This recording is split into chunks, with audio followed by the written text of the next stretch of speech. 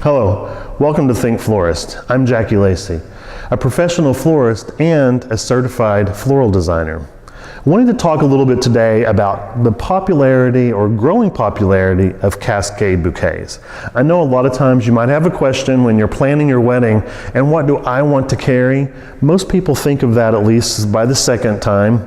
Might be what you're going to wear, might be the first thing. But when it comes to a bouquet, today's generation really is embracing a cascade, which means something that projects forward and is elongated. It can either be in a holder like this one is, or it could be hand tied and could still have that same projection. It's just the fact that something projects downward in motion from the central position of the bouquet.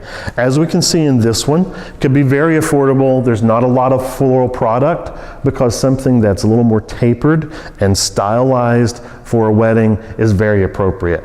Color is going to depend on what your colors might be, but your professional florist can help direct you through that and direct you into those colors and flowers that are appropriate. Remember, if you want something to make you look taller, carry a cascade because it will push you up in the photographs.